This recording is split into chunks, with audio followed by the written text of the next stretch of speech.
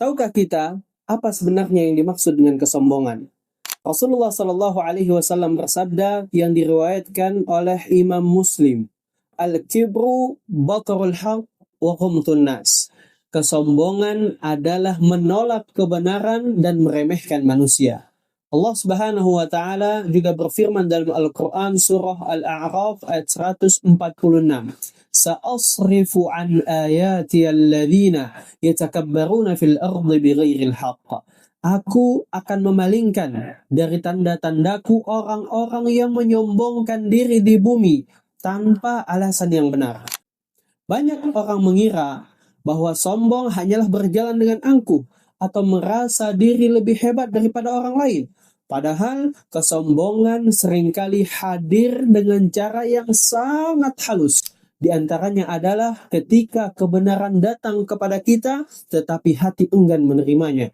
Bukan karena dalilnya lemah, bukan karena nasihatnya salah, melainkan karena menyampaikannya lebih mudah.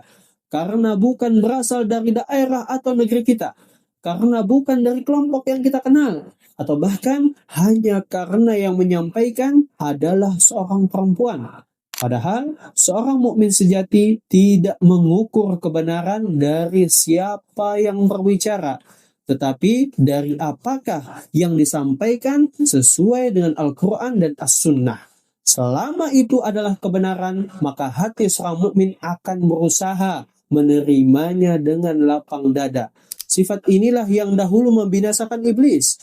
Ia mengetahui perintah Allah, ia memahami kebenaran, namun ia menolaknya karena kesombongan. Kesombonganlah yang menyebabkan iblis dilaknat oleh Allah hingga hari kiamat dan menjadi penghuni neraka. Maka jangan sampai penyakit yang membinasakan iblis tumbuh di dalam hati kita. Kesombongan juga tampak ketika seseorang enggan menghadiri majelis ilmu atau enggan mendengarkan nasihat. Ketika diajak menghadiri pengajian, dia berkata, saya sudah tahu, ustadznya masih muda, atau saya lebih suka mendengar dari ustadz yang berasal dari kelompok saya. Padahal ilmu adalah cahaya dan kebenaran tetaplah kebenaran, siapapun yang menyampaikannya selama berlandaskan Al-Quran dan As-Sunnah. Kesombongan juga dapat muncul ketika kita sulit mengakui kelebihan orang lain. Ketika ada seorang dai yang dipuji karena ilmunya, kita justru sibuk mencari kekurangannya. Ketika ada seorang pemuda yang Allah karuniai hafalan Al-Quran, kita berkata, oh dia masih muda. Ketika ada seorang yang dikenal dengan akhlaknya yang baik, kita berkata, itu biasa saja. Tanpa kita sadari, kita sedang meremehkan orang lain agar diri kita tampak lebih baik. Padahal tidak ada manusia yang sempurna. Setiap orang memiliki kekurangan. Namun setiap orang juga memiliki kelebihan yang patut kita syukuri.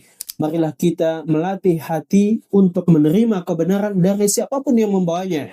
Jangan terburu-buru melihat siapa yang berbicara, tetapi lihatlah apa yang disampaikannya. Jika sesuai dengan Al-Quran dan As-Sunnah, maka terimalah dengan hati yang lapang. Karena orang yang tawadhu tidak merasa rendah ketika menerima kebenaran.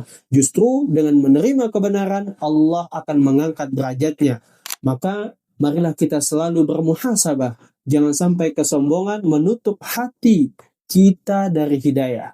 Jangan takut direndahkan karena menerima kebenaran, tetapi takutlah jika kesombongan membuat kita menolak kebenaran.